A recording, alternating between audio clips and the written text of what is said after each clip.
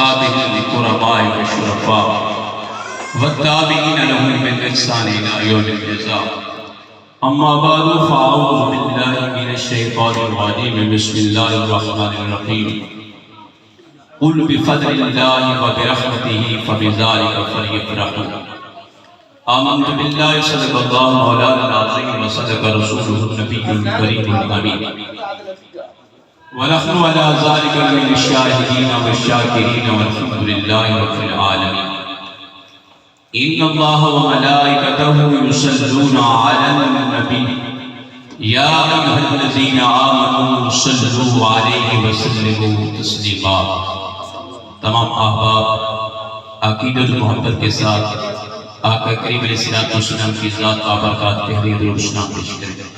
اللہم صلی علی سیدنا محمد وعلی آل سیدنا و مولانا محمد مبارک وسلم تسلیما. الصلاة والسلام علیکہ یا سیدی یا رسول اللہ وعلی آلک و اصحابک یا سیدی یا حبیب اللہ. الصلاة والسلام علیکہ یا سیدی یا نبی اللہ وعلی آلک و اصحابک یا سیدی یا حبیب اللہ. تمام تعریفیں اور تمام حمدیں، تمام ثنائیں اللہ کریم جل شانہ و عم نوالہ کے لیے ہے، جو بے مثل بے مثال ذات ہے، جو مہربان رحیم اور کریم ہے، جو تمام تعریفوں کے لائق ذات ہے. درود و سلام کا نذرانہ حضور نور سید عالم نور مجسم شفیع معظم حبیب کبریا شافع روز جزا شب اسراد دلہا جناب حضرت محمد مصطفیٰ احمد مجتبی صلی اللہ علیہ وسلم کی بارگاہ رسالت پیش کرتا ہوں. دعائے خالق کائنات اس بابرکت محفل کو اپنی بارگاہ اقدس میں شرف قبولیت عطا فرمائے. اور میں سب سے پہلے اللہ تعالیٰ کی حمد و ثنا اور پیارے مصطفیٰ صلی اللہ علیہ وسلم کے درود و سلام کے بعد سب سے پہلے میں حافظ صاحب اور ان کے والد صاحب اور اہل خانہ کو مبارکباد پیش کرتا ہوں، جنہوں نے سب سے پہلے اللہ تعالیٰ کی عطا کردہ نعمت جب اللہ تعالیٰ نے کرم فرمایا اور فضل فرمایا، اور قرآن پاک میں بھی رب کریم نے ارشاد فرمایا کہ جب تم کو اللہ کی طرف سے فضل نصیب ہو اور رحمت نصیب ہو، تمہیں اللہ کی طرف سے فضل نصیب ہو اور اللہ کی رحمت نصیب ہو، تو پھر اللہ کا ذکر کرو اور اس انداز میں اللہ تعالیٰ کا ذکر اور اللہ تعالیٰ کی عطا کرنا نعمت پہ خوشیاں. تمہیں سب سے پہلے حافظ صاحب اور ان کے والد گرامی اور اہل خانہ کو مبارکباد پیش کرتا ہوں کہ جنہوں نے ایک عظیم محفل سجا کر ہم سب کو یہ شرف بخشا کہ ہم بھی اس پاک محفل کے اندر شامل ہوئے ہیں. اللہ کریم ہم سب کی یہ حاضری اپنی بارگاہ میں شرف قبولیت عطا فرمائے.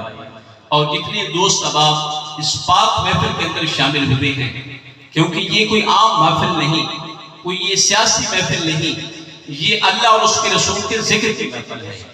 جہاں اللہ کا ذکر ہوتا ہے اور اللہ کے رسول کا ذکر ہوتا ہے، وہاں اللہ تعالیٰ کی رحمتوں کا نزول ہوتا ہے. اور یہ محفلیں جس کی برکت سے دین بھی انسان کا بہتر ہوتا ہے، دنیا بھی بہتر ہوتی ہے. کیونکہ آقا علیہ السلام کی حدیث پاک ہے، سیاستہ کے اندر بخاری شریف مسلم کی حدیث پاک ہے کہ جہاں اللہ کا ذکر ہوتا ہے، جہاں ایسے محفلیں سجائی جاتی ہیں، وہاں اللہ کے فرشتے بھی محفل میں شامل ہوتے ہیں. سرکار دو مسلم ارشاد فرماتے ہیں کہ کچھ ایسے فرشتے جو اللہ تعالیٰ کے مقرب فرشتے ہیں، جو ان محفلوں کو تلاش کرتے ہیں جہاں اللہ کا ذکر ہوتا ہے، اللہ کے رسول کا ذکر ہوتا ہے. تو جب وہ فرشتے ایسی محفل کو تلاش کرتے ہیں اور جب ان کو یہ محفل مل جاتی ہے، تو وہ دوسرے فرشتوں کو بھی بلاتے ہیں کہ آؤ وہاں ایک مقام پہ اللہ کا اور اس کے رسول کا ذکر ہو رہا ہے، ایک محفل سجی ہے، سرکار کے غلام محفل سجا کر بیٹھے ہیں، تم بھی اس پاک محفل میں شامل ہو جاؤ. تو آقا علیہ السلام فرماتے ہیں کہ جہاں اللہ کے ذکر کی محفل ہوتی ہے پھر فرشتے اس محفل میں شامل ہو جاتے ہیں۔ جب وہ محفل برخاست ہوتی ہے، مکمل ہو جاتی ہے، تو جب فرشتے اللہ کی بارگاہ میں حاضر ہوتے ہیں تو اللہ تعالیٰ انہو علیم بذات الصدور ہے، دلوں کے راز جانتا ہے، اس کے علم سے کوئی چیز چھپی ڈھکی نہیں، وہ جانتا ہے جو ہم ارادہ کرتے ہیں، کام بعد میں کرتے ہیں، ارادہ بعد میں کرتے ہیں، اللہ تعالیٰ پہلے جانتا ہے کہ جو ہم نے کام کیا کرنا ہوتا ہے یا ارادہ کرنا ہوتا ہے۔ جب فرشتے سرکار فرماتے اللہ کی بارگاہ میں واپس پہنچتے ہیں تو اللہ تعالیٰ پوچھتا ہے اے فرشتوں تم کہاں سے آ رہے ہو؟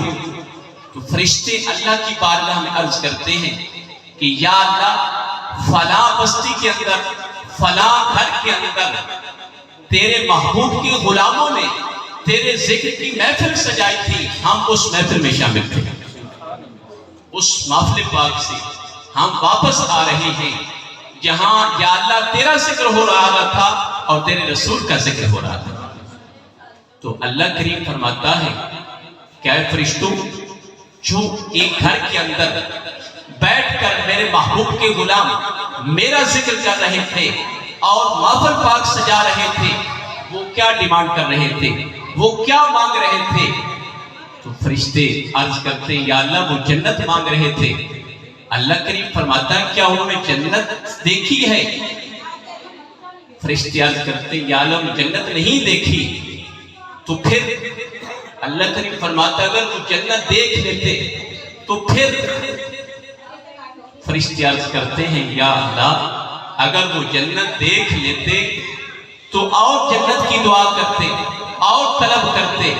تو اللہ کریم فرماتا ہے فرشتوں گواہ ہو جاؤ انہوں نے میرے ذکر کی محفل سجائی ہے، میں انہیں جنت بھی عطا کروں۔ اور پھر اللہ کریم پھر فرماتا ہے کہ وہ کیا طلب کر رہے تھے؟ اس کے علاوہ فرشتے عرض کرتے ہیں وہ اپنے گناہوں کی معافی طلب کر رہے تھے کہ یا اللہ ہمارے گناہ معاف فرما دے۔ وہ تیری ذات سے کرتے تھے اور دوزخ سے نجات کی دعا بھی کر رہے تھے۔ تو اللہ کریم فرماتا ہے اے فرشتوں کیا انہوں نے دوزخ کو دیکھا؟ کیا انہوں نے دوزخ کو دیکھا جس سے ڈر رہے تھے یا اس سے نجات طلب کر رہے تھے؟ تو فرشتے عرض کرتے ہیں یا اللہ انہوں نے دوزخ کو نہیں دیکھا، وہ تیری ذات سے ڈرتے ہوئے تیری بارگاہ میں التجا کر رہے تھے اور دوزخ سے پناہ مانگ رہے تھے۔ تو اللہ کریم فرماتا ہے فرشتوں گواہ ہو جا جو ایک گھر کے اندر میرا ذکر کر رہے تھے اور محفل پاک سجا رہے تھے، گواہ ہو جا اور فرشتوں میں نے ان کو دوزخ سے نجات عطا کی۔ تو پھر آقا علیہ السلام فرماتے ہیں کہ جہاں اللہ کا ذکر ہوتا ہے، اللہ کی رحمتوں کا نزول ہوتا ہے، یہ محفل اور پھر اتنا نہیں بلکہ ہم تو حافظ صاحب نے ان کے والد صاحب نے ہمیں دعوت دی، اس پاک محفل میں شامل کیا، اپنی اس خوشی میں شامل کیا، ہم حاضر ہو گئے۔ بلکہ فرشتے کو اللہ تعالیٰ فرماتا ہے کہ آئے فرشتوں کوئی اور بھی آدمی آیا تھا، اللہ کریم فرماتا ہے آئے فرشتوں گواہ ہو جاؤ میں نے پوری محفل کو بخش دیا اور سب پہ اپنی رحمتوں کا نزول کر دیا۔ تو فرشتے عرض کرتے ہیں یا اللہ جو محفل تھی اس کے اندر جو تیرا ذکر کر رہے تھے یا اللہ ان کی تو بخشش تو نے فرما دی، لیکن کچھ اور لوگ آئے ہیں اس محفل میں، ان کو کوئی اپنے ذاتی کام تھا اس لیے وہ تیرے ذکر میں شامل نہیں ہونے آئے۔ اللہ کریم فرماتا ہے اے فرشتوں یہ حدیث پاک کے الفاظ ہیں، بخاری اور مسلم کے الفاظ ہیں، اللہ کریم فرماتا ہے اے فرشتوں گواہ ہو جاؤ بے شک جو اپنے کام کے لیے آیا ہے فقط اپنے کام کے لیے میں ان کو نہیں دیکھتا بلکہ میں اس اپنے ذکر کی محفل کے صدقے اس کو بھی گناہ معاف کروں، اسے بھی جنت عطا کروں۔ نعرہ تکبیر، نعرہ رسالت، نعرہ حیدری، نعرہ تحقیق، نعرہ غوثیہ۔ اور پھر بھائی محمد نواز صاحب اور مبارک کے مستحق ہیں، مبارک باد کے مستحق ہیں کہ اس لیے کہ اللہ تعالیٰ نے ان کو عظیم دولت سے اور خزانے سے مالا مال کیا۔ وہ کیا خزانہ ہے؟ یہ دنیا کا مال زر تو ختم ہونے والی چیز ہے، لیکن اللہ تعالیٰ نے ان کو جو اعزاز بخشا کہ اللہ تعالیٰ نے ان کے بیٹے کو قرآن کا حافظ بنایا، اور پھر فقط حافظ نہیں بلکہ ایسا ان کو رب کائنات نے اتنا فضل کیا ان کے اوپر کہ وہ اب بھی قرآن کی خدمت کر رہے ہیں، خدمت خلق کر رہے ہیں۔ قرآن حکیم فرقان حمید خود بھی پڑھ رہے ہیں اور آگے یہ فیض جاری کر رہے ہیں، لوگوں کو پڑھا رہے ہیں۔ یہ کوئی عام نہیں بلکہ آقا علیہ السلام فرماتے ہیں کہ جس نے اپنے بیٹے کو قرآن کی دولت سے سرفراز کیا، دولت سے نوازا، قرآن پڑھایا، سرکار فرماتے ہیں اللہ تعالیٰ فقط اس حافظ کو نہیں بلکہ اس کے والدین کو، اہل و عیال کو بھی جو قیامت کے دن انعام عطا کرے گا۔ لوگ حشر کے دن رش کریں گے اور پوچھیں گے کہ یا اللہ یہ کون لوگ ہیں؟ اللہ کریم کی بارگاہ میں عرض کریں گے کہ یا اللہ یہ کوئی انبیاء ہیں، کوئی فرشتے ہیں، کوئی شہداء ہیں، کون لوگ ہیں جن کو اتنے بڑے مرتبے مقام عطا کیے؟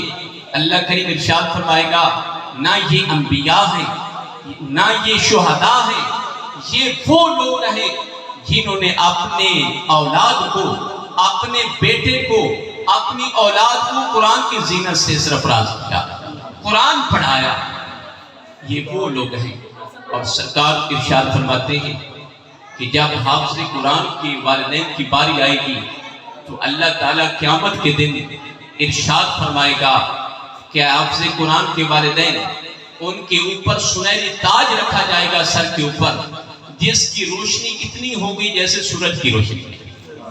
بلکہ اس کو مزید سرکار ارشاد فرماتے ہیں کہ حافظ قرآن کے والدین کے سر کے اوپر اللہ کریم جو قیامت کے دن، جب اس دن جس دن حضرت آدم علیہ السلام سے لے کر قیامت تک آنے والے لوگ تمام جمع ہوں گے۔ آج اس دور کے اندر 1000 یا 2000 آدمی ہو اور اس کسی بھائی کے بیٹے کو یا کسی کو دنیا کے اعزاز سے سرفراز کیا جائے اور اس کو انعام دیا جائے، کوئی ایوارڈ دیا جائے، تو وہ کتنا خوش ہوتا ہے کہ 1000 کے مجمع میں اتنے لوگوں کے سامنے میری عزت ہوئی اور لوگوں نے مجھے عزت سے نوازا۔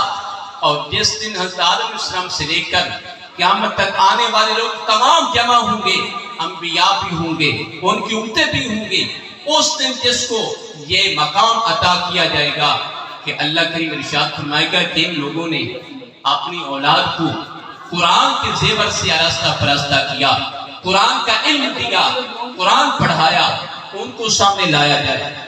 حافظ قرآن کے والدین جب سامنے آئیں گے تو اللہ کریم ارشاد فرمائے گا ان کے سروں پر وہ سنہری تاج رکھو۔ جب ان کے سروں پر سنہری تاج رکھا جائے گا تو سرکار ارشاد فرماتے ہیں اس تاج کی روشنی اتنی ہوگی جیسے سورج کی روشنی ہے، جیسے سورج چمک رہا ہے، بلکہ فرمایا کہ اس کی روشنی اتنی ہوگی کہ کسی کے گھر کے اندر سورج آ جائے، جیسے اس کا اتنا نور ہوگا ایسے ان کے تاج چمکے گی۔ اور پھر یہ تو حافظ قرآن کے والدین کی شان ہے، اور حافظ قرآن کا کیا مقام ہوگا؟ سرکار ارشاد فرماتے ہیں حافظ قرآن کو اللہ تعالیٰ ارشاد فرمائے گا کہ حافظ قرآن تو نے میری رضا کی خاطر قرآن پڑھا اور لوگوں کو پڑھایا، اس پہ عمل کیا، آج میں تمہیں انعام عطا کرتا ہوں، آج میں تمہیں یہ شان عطا کرتا ہوں کہ لوگ دیکھیں گے تیرا مقام کیا ہے۔ اور پھر آقا علیہ السلام ارشاد فرماتے ہیں جنت کے 100 درجے ہیں، جنت کے 100 درجے ہیں، 100 سیڑھیاں ہیں، ان کو یہ عام مقام نہیں ہوگا کہ یہ سٹیج ہے تمہاری دوسری سیڑھی یا دوسرا درجہ، فرمایا جنت کے 100 درجے ہیں۔ اللہ کریم ارشاد فرمائے گا اے حافظ قرآن یہ جنت کا درجہ ہے، یہاں قدم رکھو اور جیسے دنیا میں تو خوبصورت انداز کے ساتھ، تجوید و قرات کے ساتھ، محبت و عقیدت کے ساتھ، خوش آوازی کے ساتھ دنیا میں بیٹھ کر میرے قرآن کی تلاوت کرتا تھا، اسی انداز سے، اسی محبت و عقیدت کے ساتھ تو قرآن کی تلاوت شروع کر، الحمد شریف کی الف سے لے کر والناس کی سین تک جب قرآن حافظ قرآن تلاوت شروع کرے گا الحمد شریف سے، تو وہ جنت کے درجے پر قدم ہوگا۔